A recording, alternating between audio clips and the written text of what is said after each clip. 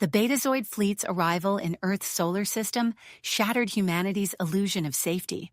Commander Belos, leading the alien armada, effortlessly breached Earth's outer defense satellites. His mocking broadcast echoed across every communication channel on the planet. Humans, your primitive technology is no match for our superior civilization. Surrender now or face annihilation. At the United Nations headquarters in New York, world leaders convened for an emergency session. The chamber buzzed with tension as representatives from every nation grappled with the unprecedented threat. As debates raged and accusations flew, a lone figure entered the room, silencing the assembly with his presence.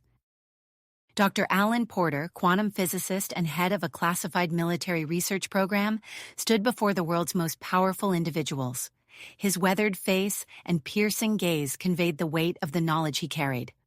"Ladies and gentlemen," he began, his voice steady despite the gravity of the situation, "what I'm about to tell you will change everything." Porter revealed the existence of Project Quantum Shield, a top-secret initiative that had been developing revolutionary defense technology for the past decade. The assembly listened in stunned silence as he explained the quantum advancements Earth had achieved, far beyond what the Betazoids could imagine. "We have the means to protect ourselves," Porter declared, "but activating the quantum shield comes with risks. The global effects are unpredictable." A heated debate ensued. Some leaders argued for immediate surrender, while others insisted on fighting back with conventional weapons. In the end, faced with the prospect of alien domination, the UN voted to activate the quantum shield. Porter wasted no time. He boarded a hypersonic jet bound for the Rocky Mountains, where the main quantum reactor lay hidden within a heavily fortified facility. As the plane streaked across the sky, Porter's mind raced through countless scenarios and calculations. Upon reaching the facility, Porter and his team initiated the power-up sequence. Massive generators hummed to life, channeling energy into the quantum core. Suddenly, reports flooded in from around the globe. Strange energy fluctuations were detected across the planet. Electrical grids fluctuated, and compass needles spun wildly. In lunar orbit, the Betazoid fleet experienced their first taste of Earth's true capabilities. Ship systems malfunctioned, and communication arrays went dark. Confused and angered by this unexpected development, Commander Belos ordered a scout ship to investigate. As the alien craft entered Earth's upper atmosphere, its power systems failed catastrophically. The ship plummeted towards the Pacific Ocean, leaving a fiery trail in its wake. On view screens at the UN headquarters, world leaders watched in awe as a shimmering, translucent barrier became visible, enveloping the entire planet. Commander Belos, his arrogance replaced by rage and disbelief, prepared his fleet for a full-scale assault on Earth.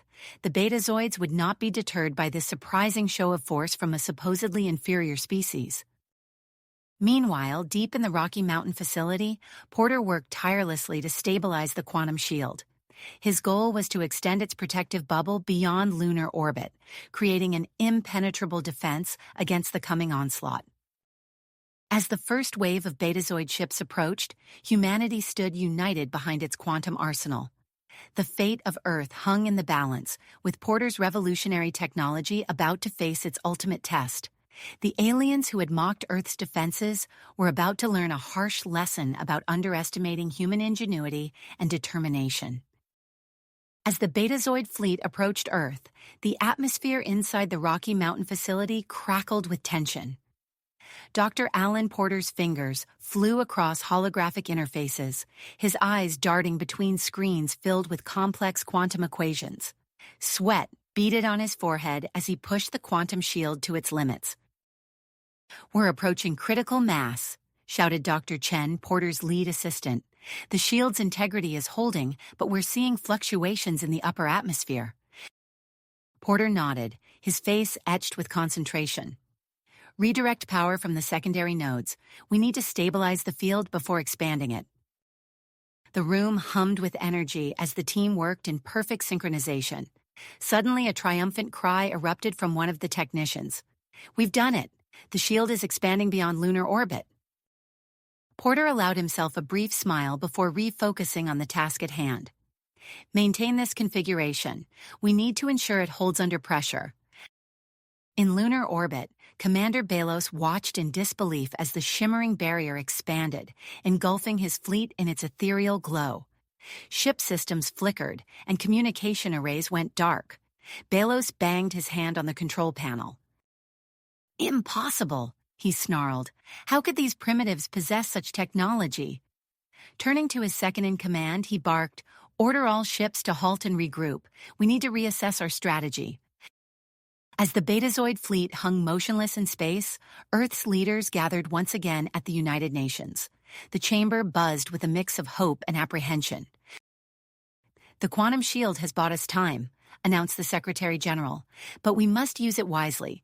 We propose the formation of a unified global defense force, combining our best military assets and technology." Murmurs of agreement rippled through the assembly. After a brief discussion, the motion passed unanimously. General Marcus Steele, a man whose very presence commanded respect, stepped forward to accept his new role as leader of the Earth Defense Force, EDF. "I am honored to serve," Steele said, his voice resonating with quiet authority. "But we must remember that technology alone won't save us. It's the courage and ingenuity of every person on this planet that will see us through this crisis." As Steele began organizing the EDF, another crucial initiative was underway. Dr. Sarah Walker, a brilliant xenolinguist with a shock of silver hair, hunched over a complex array of audio equipment.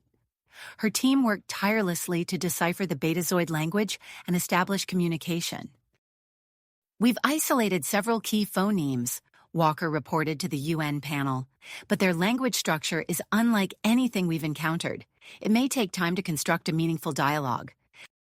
Despite their efforts, the Betazoid fleet remained ominously silent. Back at the quantum facility, Porter's exhaustion evaporated as a new discovery unfolded before his eyes. "This is incredible," he muttered, rechecking his calculations. "The shield doesn't just defend, it can attack." He immediately contacted General Steele, explaining how modulating the shield's frequency could potentially disable Betazoid ships without destroying them. Steele listened intently, his mind already formulating strategies. In orbit, Commander Belos initiated his own plans. Sleek metallic probes detached from the Betazoid ships, their sensors probing the quantum shield for weaknesses. "Find me a way through this barrier," Belos commanded. "Every defense has a flaw. We just need to locate it." As the probes worked, Earth experienced unexpected side effects from the shield's activation. In New York, pedestrians gaped as the sky turned an eerie green. Tokyo reported gravitational anomalies, with objects floating briefly before crashing back to Earth. Australian weather stations recorded impossible temperature fluctuations. Dr. Porter's team raced to understand these phenomena. "The shield is interacting with Earth's magnetic field in ways we didn't anticipate," Porter explained to a panel of concerned scientists. "We're working on stabilizing these effects, but it's a delicate balance between maintaining protection and minimizing disruption." At EDF headquarters, General Steele stood before a holographic display of the solar system. "We can't remain purely defensive," he argued to the assembled world leaders. "Dr. Porter's discovery gives us an opportunity to demonstrate our strength. I propose a targeted strike against the Betazoid fleet using the shield's offensive capabilities." The debate that followed was heated. Some leaders feared escalation, while others saw it as a necessary show of force. As discussions continued, Commander Belos received the first data from his probes. "Interesting," he mused, studying the fluctuations in Earth's energy field.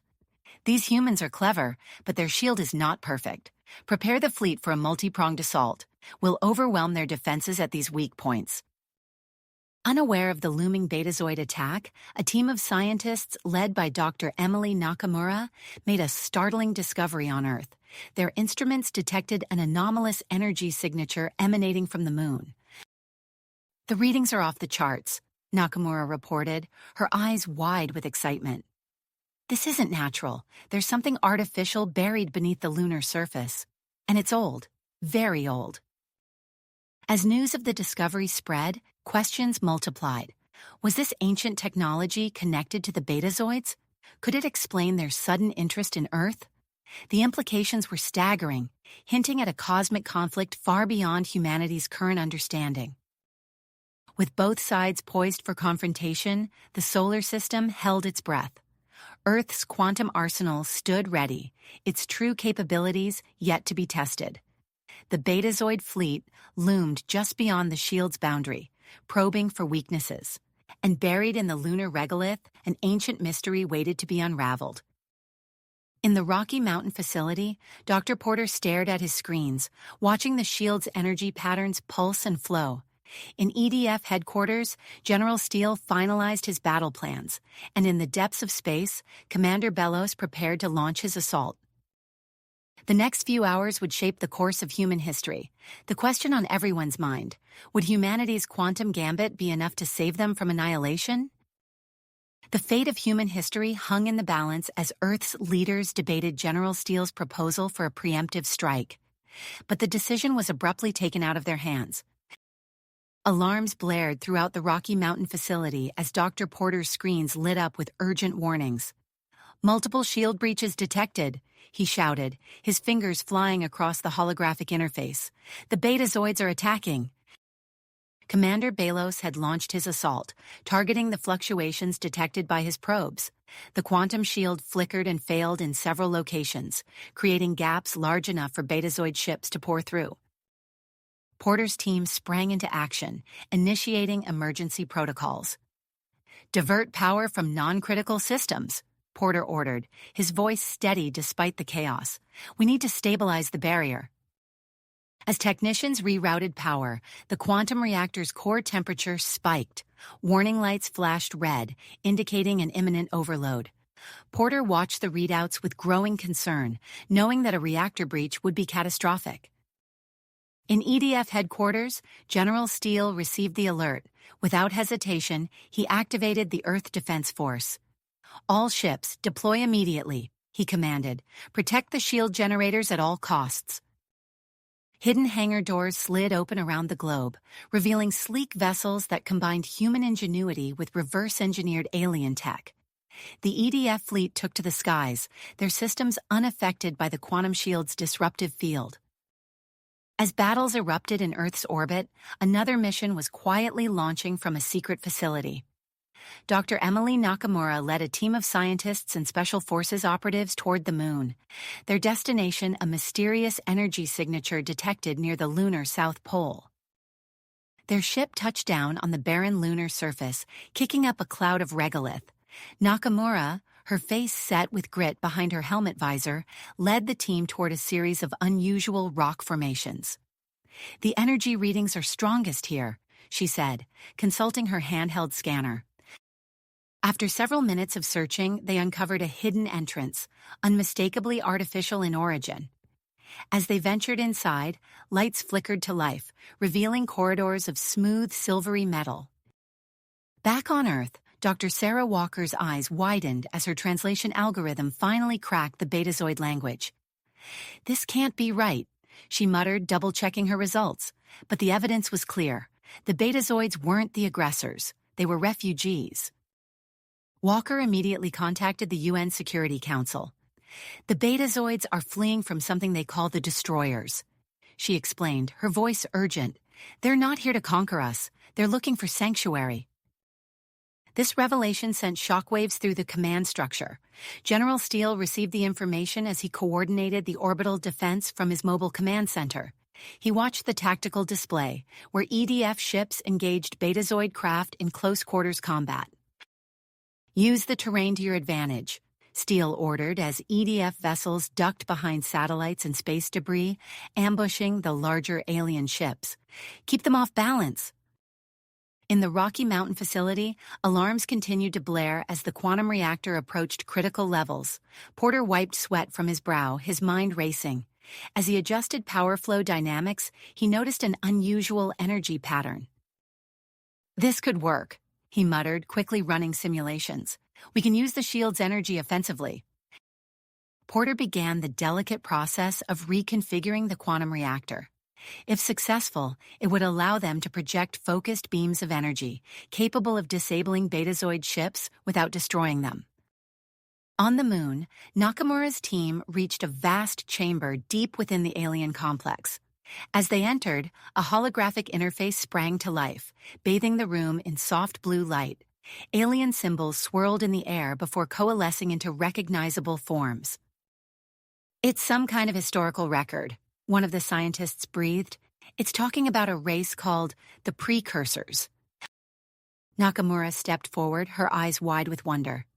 "This facility, it's a defense system, one capable of protecting the entire solar system." But their excitement was short-lived. Further investigation revealed that key components were missing, scattered across the solar system as a fail-safe measure. As Earth's defenses strained under the Betazoid assault, Commander Belos received an urgent transmission from his homeworld. His second-in-command watched as the color drained from Belos's face. "The destroyers," Belos whispered, his voice filled with dread. "They found us." The message warned of an imminent attack by the ruthless machine race, bent on eradicating all organic life. Belos looked out at the battle raging around him. His perspective suddenly shifted. On Earth, Porter's reconfigured quantum shield fired its first energy beam. A Betazoid ship caught in the blast went dark, drifting powerless in orbit. More beams lanced out, disabling alien vessels without destroying them. General Steele watched the effect with grim satisfaction. But before he could press the advantage, Dr. Walker's voice came through on a priority channel. "General, we need to cease fire immediately," she said. "The Betazoids are refugees, and they're not the real threat." Steele's eyes sharp as he processed this information. He looked at his tactical display where the disabled Betazoid ships floated helplessly. In that moment, he made a decision that would alter the course of human history. "All EDF forces, hold fire," he ordered. "Prepare to render assistance to disabled Betazoid vessels." As EDF ships moved to aid their former enemies, Commander Belos's fleet halted their attack. A tense silence fell over the battlefield, broken only by the crackle of communication channels opening between the two fleets. In the lunar facility, Nakamura's team worked feverishly to understand the precursor defense system. "If we can find the missing components," she said, her voice filled with urgency, "we might stand a chance against these destroyers." The fate of two species now hung in the balance. As the shadow of the destroyer fleet loomed over the solar system, humans and Betazoids faced a choice: continue their conflict or unite against a common enemy. With the enhanced quantum shield and the potential of the precursor defense system, there was hope, but time was running out, and the true test of both civilizations was yet to come. The battlefield fell silent as the gravity of the situation sank in. General Steele's order to cease fire hung in the air, a stark contrast to the chaos of moments before. He took a deep breath, his mind racing with the implications of Dr. Walker's revelation. "Open a secure channel to the Betazoid flagship," Steele commanded, his voice steady despite the tension. "We need to talk." As communications officers scrambled to establish the link, Steele turned to Dr. Walker. "I hope you're right about this," he said, his eyes narrowing, "because if you're wrong, we've just handed them an advantage." Walker nodded, her face a mixture of excitement and apprehension. "The translation is solid, General. They're running from something far worse than anything we've faced." The holographic display flickered to life, revealing the stern visage of Commander Belos. His alien features were taut with stress, his eyes darting between unseen readouts. "Commander," Steele began, keeping his tone neutral, "we've uncovered new information that changes everything. I propose an immediate ceasefire and alliance against our common enemy." Belos's eyes widened slightly, the only indication of his surprise. "You know about the destroyers?" he said, his translated voice tinged with a mixture of relief and suspicion. "We do," Steele confirmed, "and we have reason to believe that together we stand a better chance of survival than apart." As the two leaders began their tense negotiations, activity on Earth reached a fever pitch. In the Rocky Mountain facility, Dr. Porter and his team worked feverishly to recalibrate the quantum shield. We need to create a way for Betazoid ships to pass through without compromising our defenses, Porter explained, his fingers dancing across holographic interfaces. It's like creating a lock that recognizes two different keys. Hours passed as the scientists pushed the limits of quantum physics. Finally, Porter stepped back, a glimmer of triumph in his eyes. "We've done it," he announced. "The shield will now recognize specific energy signatures from Betazoid vessels, allowing them safe passage." As news of this breakthrough reached General Steele, he used it as a powerful bargaining chip in the ongoing negotiations. "We're willing to share this technology," he told Commander Belos. "It's a gesture of good faith and a demonstration of what we can achieve together." Meanwhile, on the lunar surface, Dr. Nakamura's team delved deeper into the precursor facility. The holographic interface pulsed with alien symbols, gradually revealing its secrets. "Look at this," Nakamura breathed, gesturing to a three-dimensional star map that materialized before them. Glowing points marked specific locations throughout the solar system.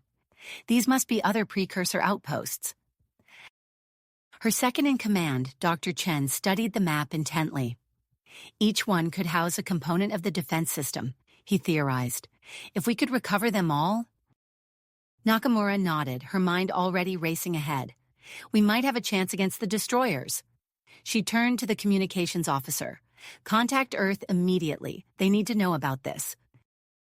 As the lunar team's report reached Earth, it catalyzed a flurry of activity. General Steele, still locked in negotiations with Commander Belos, saw an opportunity. "Commander," he said, leaning forward, "we've just received intelligence that could turn the tide against the destroyers, but to act on it, we'll need to work together." Steele outlined a bold plan. Joint human Betazoid teams would race to recover the precursor components scattered across the solar system. It was a proposal that required unprecedented cooperation and trust between the two species. Belos listened intently, his expression unreadable. After a long moment, he spoke. "Your plan is audacious, General, but given the alternative—" He paused, receiving an urgent communication from his own superiors. His face paled visibly. "We have no choice. The destroyer fleet has entered the outer solar system. We accept your proposal." With the alliance forged, both sides sprang into action.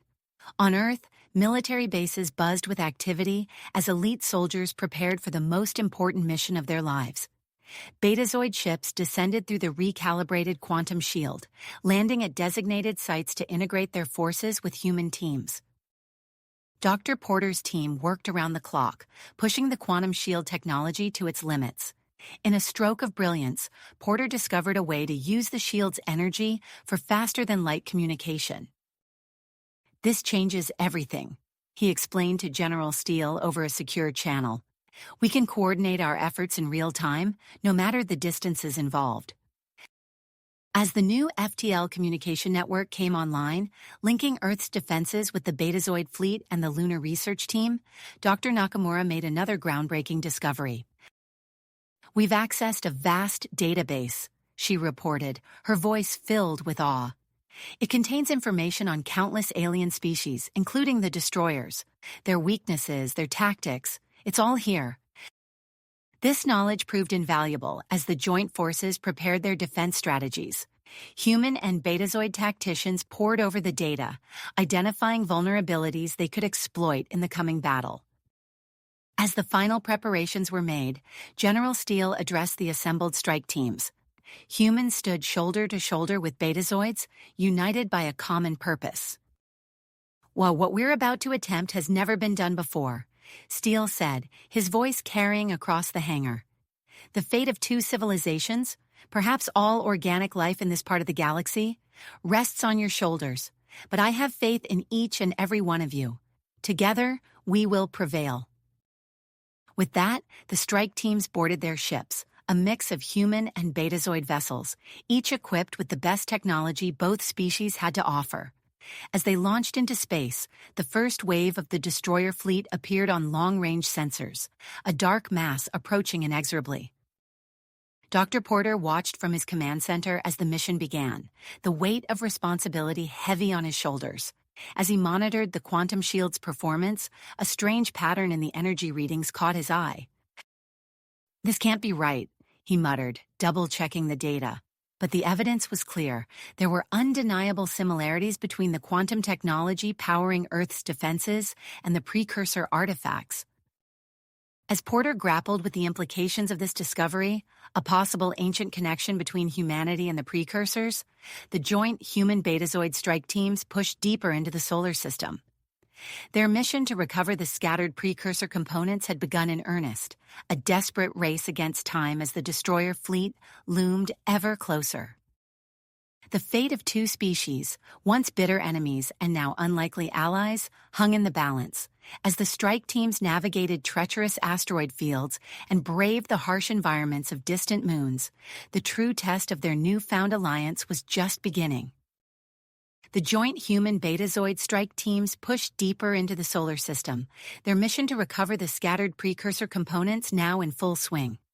As they navigated through the asteroid belt, long-range sensors detected the first wave of the destroyer fleet entering the same region.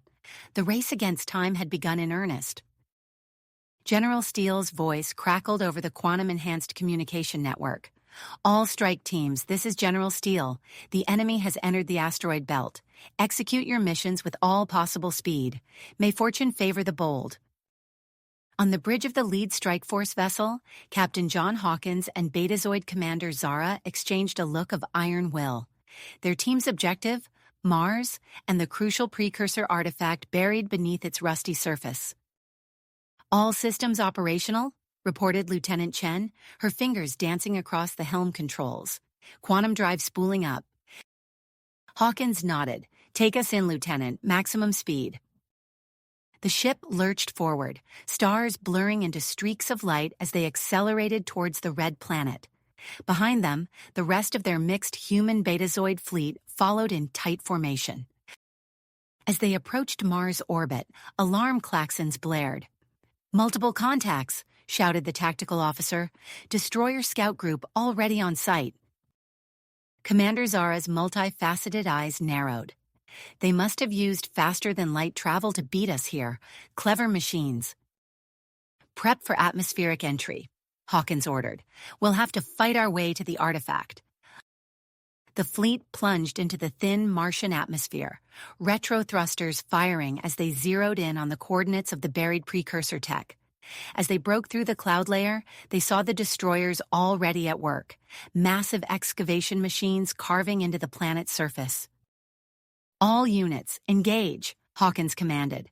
The sky lit up with weapons fire as human and Betazoid ships clashed with the destroyer scouts. On the ground, strike team members in armored environmental suits poured out of their landing craft. Quantum-enhanced rifles spat blue fire, tearing through destroyer drones. Betazoid energy weapons added to the cacophony, their high-pitched whine a counterpoint to the deeper boom of human explosives. Hawkins and Zara led from the front, pushing towards the excavation site. "We need to secure that artifact," Zara shouted over the din of battle. As they fought their way forward, a massive destroyer war machine rose from the pit, clutching the precursor component in one of its metallic appendages. "Oh no, you don't," Hawkins growled.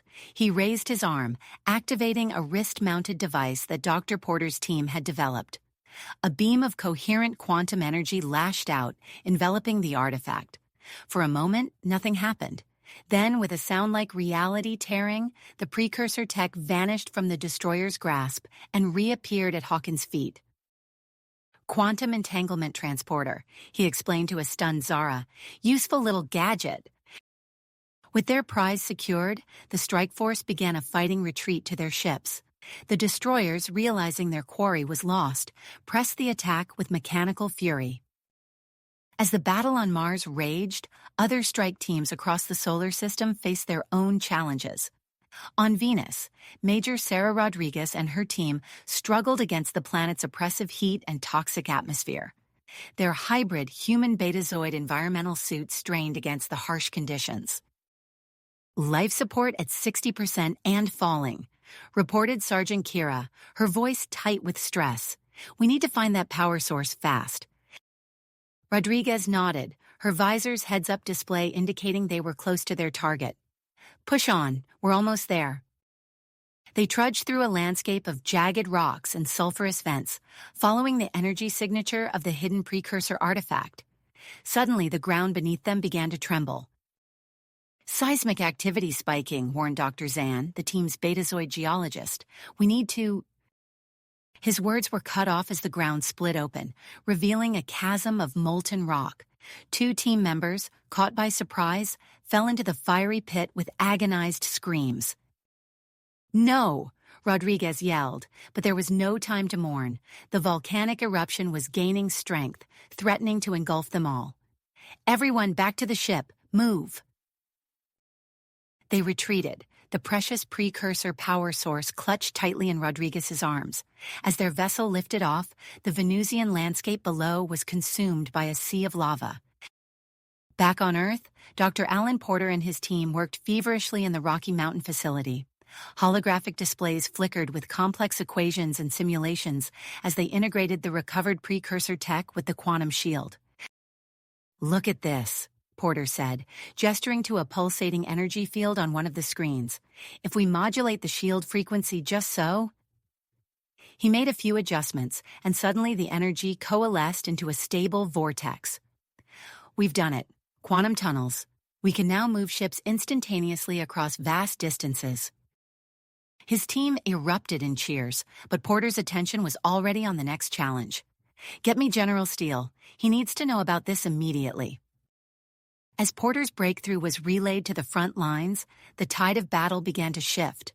Earth Defense Force ships appeared and disappeared across the solar system, striking destroyer formations with impunity before vanishing again. On the lunar surface, Dr. Emily Nakamura and her team raced against time. Destroyer forces had landed, threatening to overrun the precursor facility.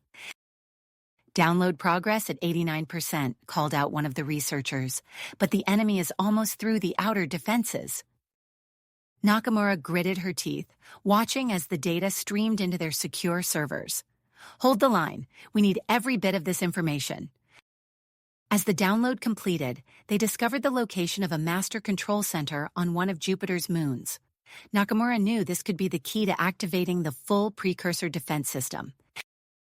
"Evacuate now," she ordered as destroyer weapons fire echoed through the facility.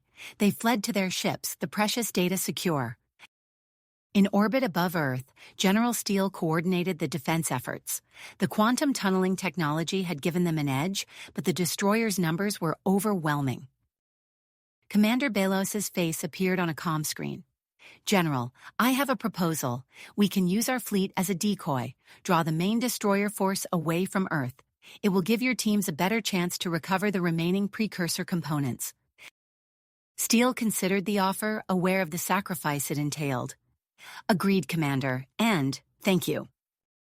As the Betazoid fleet engaged in a daring feint, drawing a significant portion of the destroyer armada away from Earth, Steele turned his attention to the intel from the lunar team.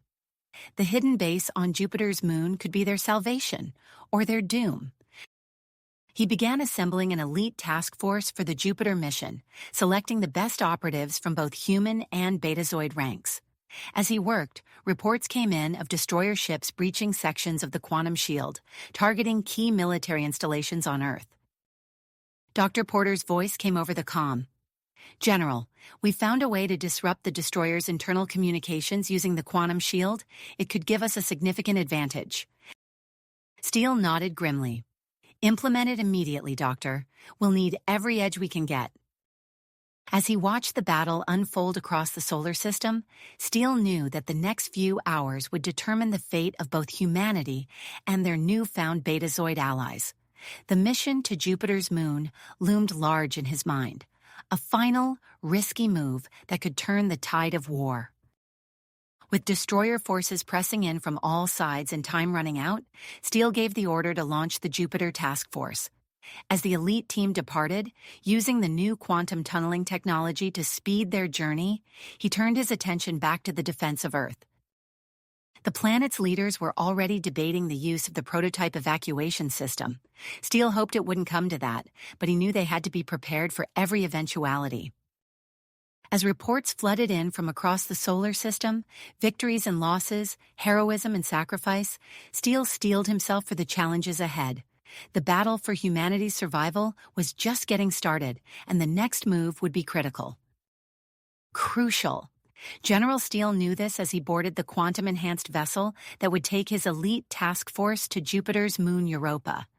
Dr. Alan Porter stood beside him, clutching a case containing specialized equipment for interfacing with precursor technology. "All systems ready, sir," reported the pilot, quantum drive spooled and locked on target. Steele nodded. "Take us out." The ship lurched forward, reality bending around them as they tunneled through space-time. In mere moments, the icy surface of Europa filled their viewports.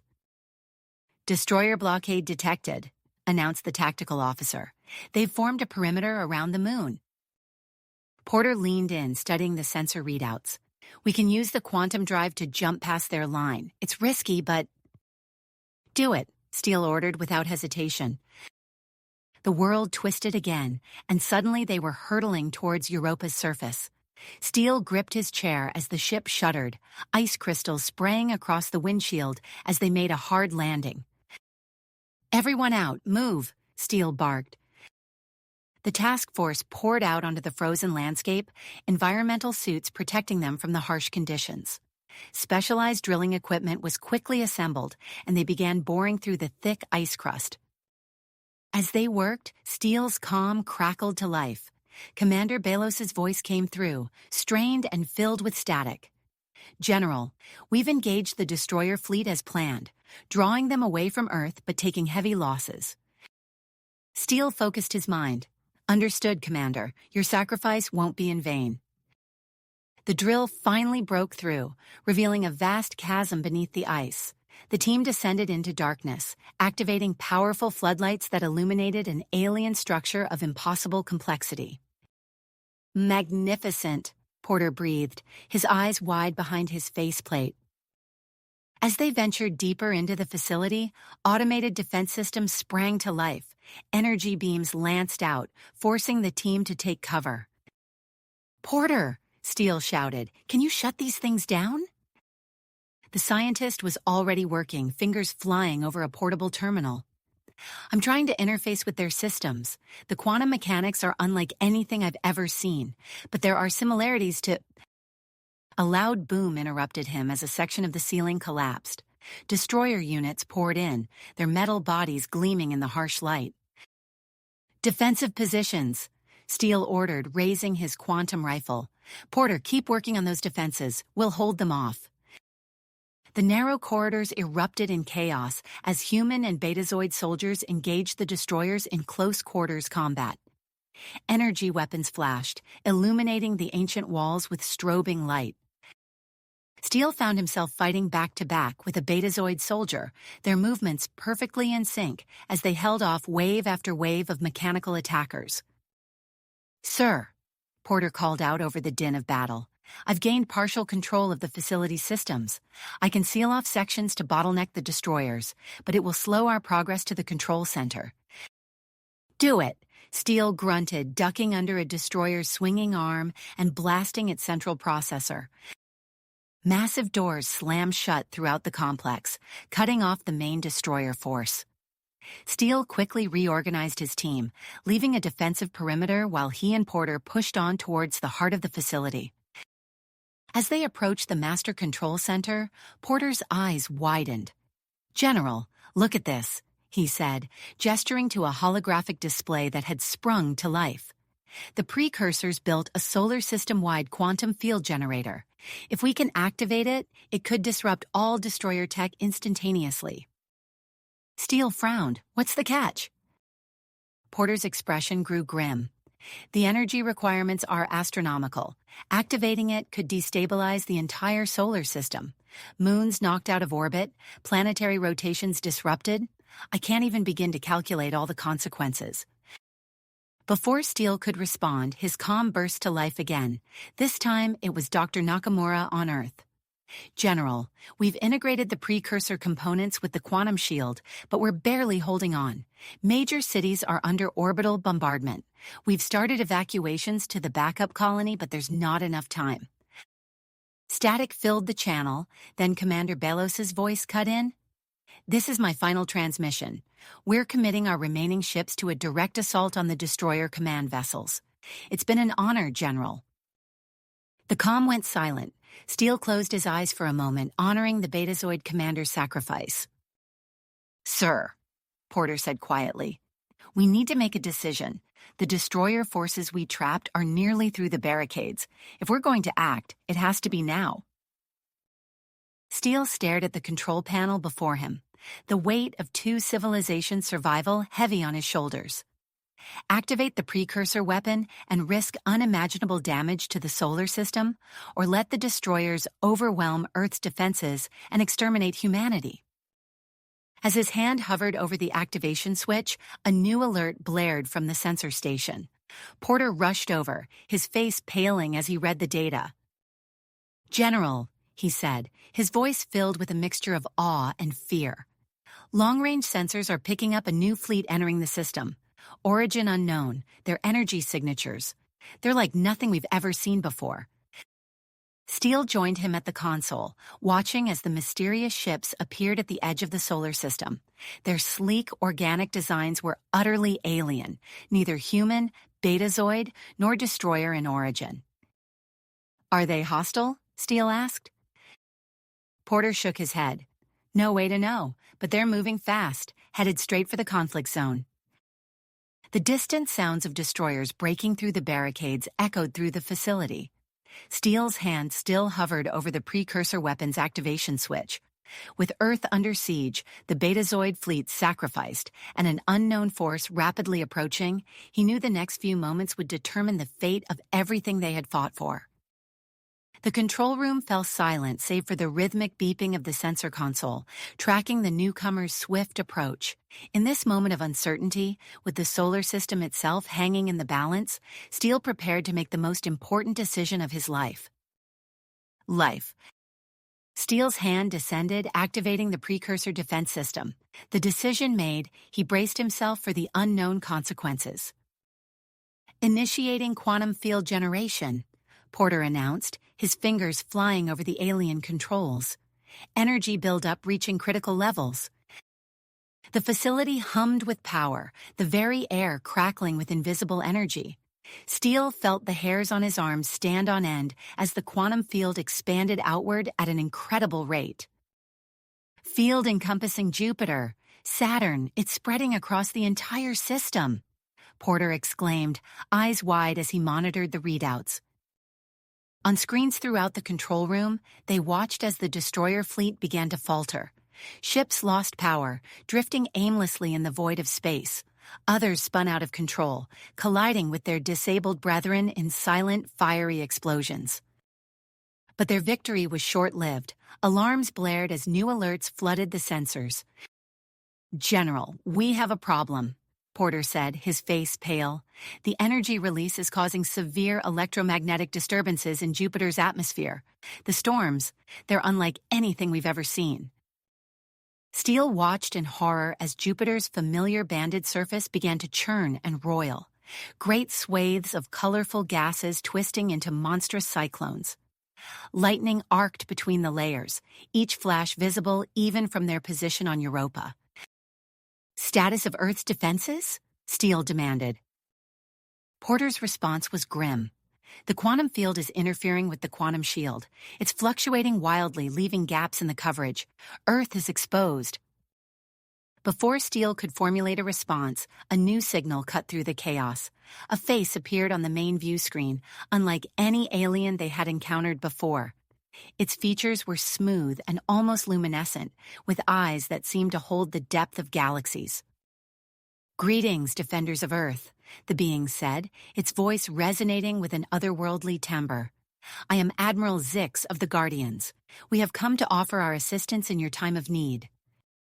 Steele straightened, eyeing the alien warily. I'm General Steele of Earth's Defense Force. You'll forgive me if I'm a bit hesitant to trust an unknown party at this juncture. Zix nodded, a gesture surprisingly human-like. Your caution is understandable, General, but I assure you we are here to help. Our sensors detected the activation of the precursor defense system and the resulting instabilities. We have the technology to contain these effects and neutralize the remaining destroyer forces. As if to emphasize the point, several sleek, organic-looking ships glided into view behind the Admiral. Their designs were utterly alien, yet somehow beautiful in their complexity. Steele exchanged a look with Porter, who nodded almost imperceptibly. With Earth in danger and Jupiter on the verge of tearing itself apart, they had little choice. "Very well, Admiral," Steele said. "We accept your offer of assistance. What do you need from us?" "Coordinate with our ships to stabilize Jupiter and reinforce Earth's defenses," Zix replied. "We'll deploy strike teams to eliminate the remaining destroyer forces. Together, we can bring this conflict to an end." As the communication ended, the control room erupted into action. Steele began issuing rapid-fire orders, coordinating with both Earth Command and the newly arrived Guardians. Porter worked furiously at his console, trying to mitigate the quantum field's effects. "General, we have another problem," he called out. "The energy release is destabilizing Europa's surface. We're detecting massive seismic activity."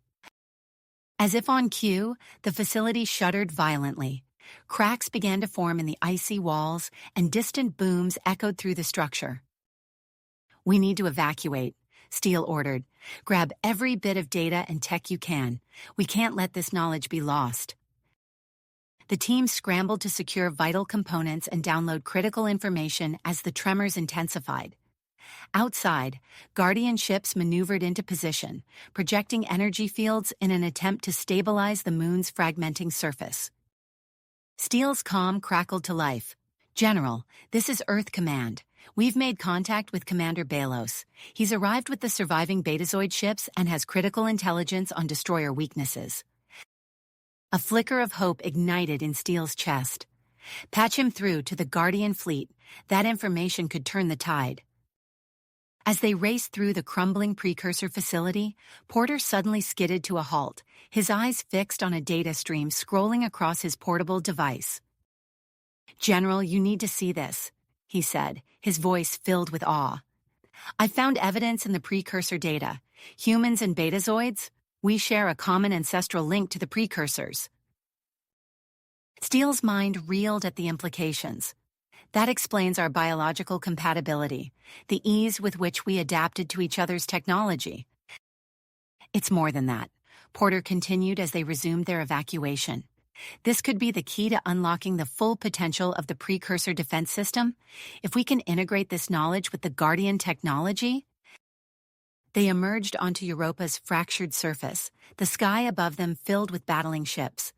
Guardian vessels engaged destroyer craft in a dazzling display of advanced weaponry, while the remaining Earth and Betazoid ships joined the fray. As they boarded their ship, reports flooded in from across the solar system. The Guardian fleet had engaged the main destroyer force near Mars, their technology proving devastatingly effective. Earth and Betazoid forces coordinated their attacks, exploiting the weaknesses revealed by Commander Belos.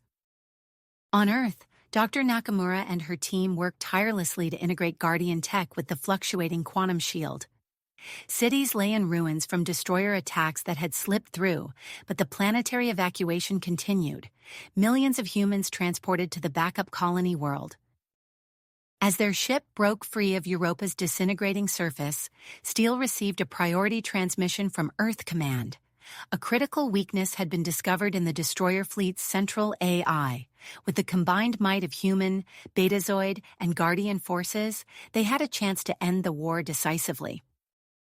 But it would require a daring mission into the heart of the enemy fleet. Steele's mind raced, formulating a plan that would utilize every asset at their disposal. The precursor defense system, Guardian technology, and the newfound knowledge of their shared heritage with the Betazoids, all of it would be needed for this final audacious attempt. As they set course for the massive space battle unfolding near Mars, Steele knew that the next few hours would determine not just the fate of Earth, but of multiple civilizations and perhaps the entire galaxy. The final battle was about to begin. The final battle was about to begin. General Steele's mind raced as he formulated a daring plan to exploit the newly discovered weakness in the destroyer fleet's central AI. He turned to face his diverse team of humans, betazoids, and guardians. "We have one shot at this," Steele said, his voice steady despite the gravity of the situation. "Dr. Porter, I need you to develop a virus capable of infiltrating and disrupting the destroyer AI's core programming. How quickly can you have it ready?" Porter's fingers flew across his datapad. "With the combined processing power of our systems and the Guardian tech, I can have a prototype in 30 minutes, but we'll need to get close to upload it directly into their mainframe." Steele nodded. "That's where we come in. I'm leading a strike team to penetrate their defenses and reach the command ship. Commander Belos, your knowledge of destroyer tactics will be crucial, and we'll need Guardian support for their advanced shielding technology." As the team prepared, Dr. Nakamura's voice came through the comm system. "General, the quantum shield has been stabilized with Guardian assistance. We're ready to coordinate Earth's defense efforts with the Betazoid fleet." "Excellent work, Doctor," Steele replied. "Maintain defensive positions and be prepared to provide covering fire when we make our move." The next hour was a flurry of activity. Porter worked feverishly on the virus while Steele briefed the strike team. Guardian technicians modified a stealth ship with their latest quantum tunneling technology, allowing it to slip undetected through the destroyer fleet's sensors. As they prepared to embark, Commander Belos approached Steele. "General, I've been analyzing destroyer communication patterns. If we time our approach with their next sector scan, we should have a 47-second window to slip past their outer defenses unnoticed." Steele clasped the Betazoid's shoulder. "Outstanding work, Commander. That might just give us the edge we need." The strike team boarded the modified stealth ship, a sleek vessel barely large enough to hold them all. As they launched from the Guardian flagship, the vast expanse of the solar system battlefield spread out before them. Earth hung in the distance, a blue marble partially obscured by the pulsing energy of the quantum shield. Closer at hand, the destroyer fleet swarmed like angry insects, their dark hulls reflecting the light of distant stars. Porter's voice cut through the tense silence. "Virus upload complete. We're ready to go, General." Steele took a deep breath. "Initiate quantum tunneling. All units prepare to engage on my mark." The ship's engines hummed to life, enveloping them in a cocoon of warped space-time. Through the view screen, Steele watched as they slipped effortlessly past the outer ring of destroyer ships, undetected by their powerful sensors. As they emerged from quantum tunneling, alarms blared. "Multiple hostiles incoming," Belos shouted, his hands flying over the tactical display. "Guardian shields at maximum," the alien technician reported calmly. Steele gripped his command chair. "Evasive maneuvers. Dr. Porter, status on the virus?" "Ready to upload, but we need to get closer to their command ship," Porter replied, his eyes never leaving his console. The ship rocked as enemy fire impacted their shields. Belos called out tactical information, allowing their pilot to weave through the onslaught with preternatural precision. Slowly, steadily, they closed in on the massive destroyer command ship at the heart of the enemy fleet. "Their defenses are too thick," the pilot announced. "We can't get any closer without being torn apart." Steele's mind raced. "Belos, can we use their own defensive patterns against them?" The Betazoid commander's eyes lit up with understanding. "Yes, if we time it right, we can slip in between their overlapping fields of fire." What followed was a harrowing dance through a maelstrom of energy beams and projectiles. The ship shuddered and groaned, its Guardian shields flickering under the assault. But Belos's insights proved invaluable, allowing them to anticipate and evade the worst of the barrage. Finally, they reached the command ship's outer hull. "Prepare for boarding," Steele ordered. "Remember, our priority is reaching the central AI core. Stay together and watch each other's backs." The team donned their protective suits, a mixture of Earth's best exo-armor and Guardian energy shielding. As the airlock cycled open, they were met with a hail of weapons fire from robotic defenders. Steele raised his quantum pulse rifle, its familiar weight comforting in his hands. Push forward. Porter, stay in the center. We need you alive to upload that virus. They fought their way through twisting corridors, each turn bringing new waves of mechanical enemies.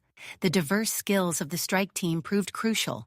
Belos's tactical acumen allowed them to outmaneuver the defenders, while the Guardians' energy weapons cut through the toughest destroyer armor.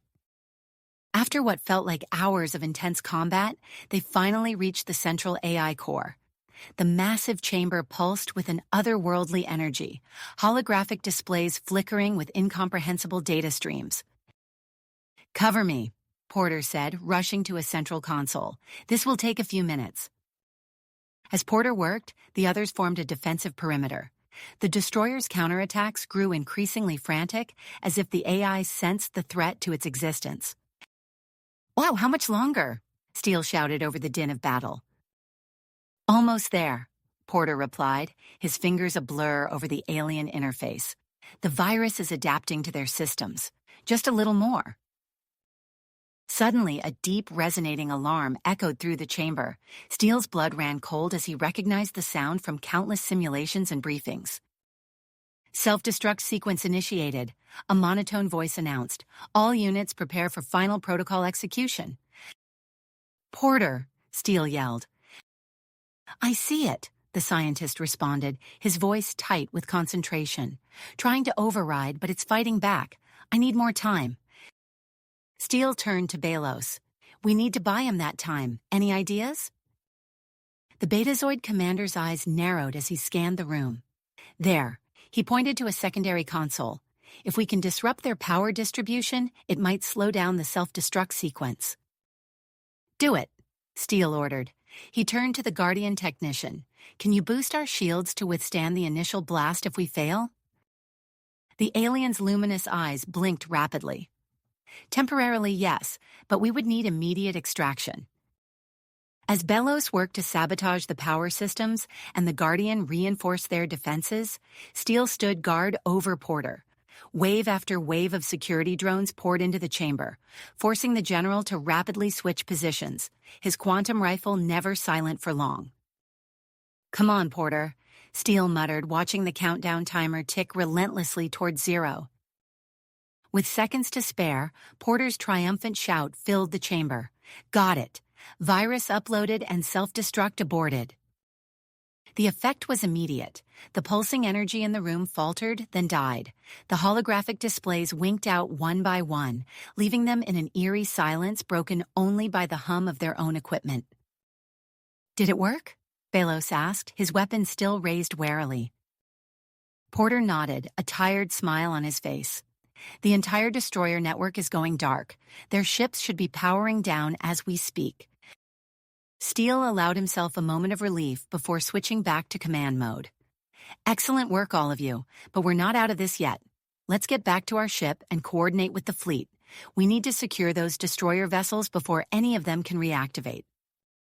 As they made their way back through the now silent corridors of the destroyer command ship, Steele's calm crackled to life. Dr. Nakamura's voice came through, filled with awe-inspiring excitement. "General, we're seeing massive power fluctuations across the entire destroyer fleet. Their ships are going dark, drifting out of formation. It's working." Steele allowed himself a small smile. "Copy that, Doctor. Prepare for Phase 2. We need to lock down these ships, and fast, and get me a status report on Jupiter and Europa. I want to know if we've managed to stabilize the situation there." As they reached their stealth ship and prepared for extraction, Steele gazed out at the battlefield. The once menacing destroyer fleet now hung motionless in space, their threat neutralized. But he knew the real work was just beginning. Securing the deactivated ships, stabilizing the solar system, and rebuilding Earth would be monumental tasks. The ship's engines hummed to life, carrying them away from the destroyer command vessel. As they rejoined the Allied fleet, Steele began coordinating the next phase of operations. The victory was theirs, but the challenges ahead would require all the ingenuity, cooperation, and tenacity they could muster. You have reached the end of the story. If you enjoyed this story and want to support us, please leave a like and subscribe to our channel, and for every comment that says 88, I will heart every single one of them. Thank you for your time.